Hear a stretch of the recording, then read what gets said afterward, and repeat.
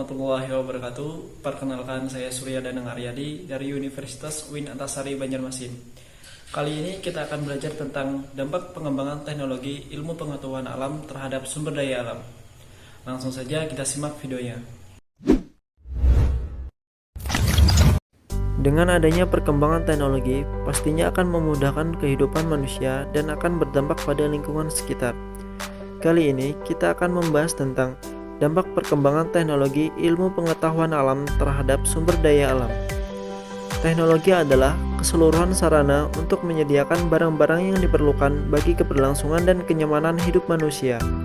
Sedangkan sumber daya alam adalah segala sesuatu yang berasal dari alam yang dapat digunakan untuk memenuhi kebutuhan hidup manusia. Berikut adalah jenis-jenis sumber daya alam. Yang pertama adalah sumber daya alam hayati. Sumber daya alam hayati adalah sumber daya alam yang berasal dari makhluk hidup seperti hewan dan tumbuhan. Yang kedua adalah sumber daya alam non-hayati. Sumber daya alam non-hayati adalah sumber daya alam yang dapat diusahakan kembali keberadaannya dan dapat dimanfaatkan secara terus-menerus. Contohnya seperti air, tanah, angin, dan matahari. Dan yang terakhir, sumber daya alam mineral. Sumber daya alam mineral adalah semua cadangan bahan galian yang dijumpai di bumi dan dapat dimanfaatkan untuk memenuhi kebutuhan hidup manusia. Contohnya seperti minyak bumi, batu bara, emas, dan lain sebagainya. Selanjutnya, dampak teknologi ilmu pengetahuan alam terhadap sumber daya alam.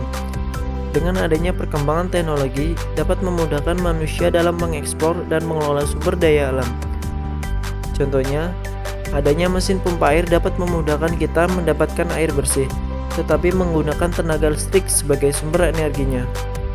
Adanya traktor memudahkan pekerjaan petani untuk membajak sawah, dan tentunya membuat pekerjaan tersebut menjadi lebih cepat selesai. Tetapi, traktor juga menggunakan bensin sebagai bahan bakarnya. Dengan adanya kincir angin, bisa digunakan sebagai pembangkit listrik tenaga angin. Bahkan dengan kemajuan teknologi pada saat ini, sinar matahari juga bisa menjadi sumber energi, yaitu dengan menggunakan panel surya. Tumbuhan adalah sumber daya alam yang bisa diperbarui, tetapi membutuhkan banyak waktu untuk bisa digunakan kembali. Contohnya pohon.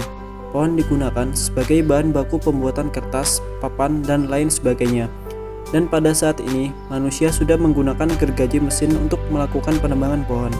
Tetapi, dengan adanya kemudahan tersebut, banyak manusia yang melakukan penebangan pohon secara liar. Hal ini bisa mengakibatkan kerusakan lingkungan. Banyak flora dan fauna akan kehilangan tempat tinggal dan kehilangan sumber makanan. Ini bisa mengakibatkan kepunahan karena hewan-hewan tersebut tidak bisa bertahan dengan kondisi yang ada.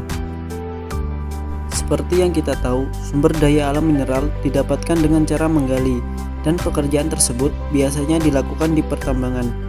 Dan untuk melakukan penambangan tentunya menggunakan alat-alat bantu atau teknologi seperti ekskavator, truk, bulldozer, dan lain sebagainya.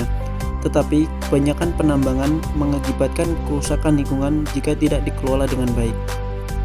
Kita sebagai manusia memang memerlukan sumber daya alam untuk bisa bertahan hidup.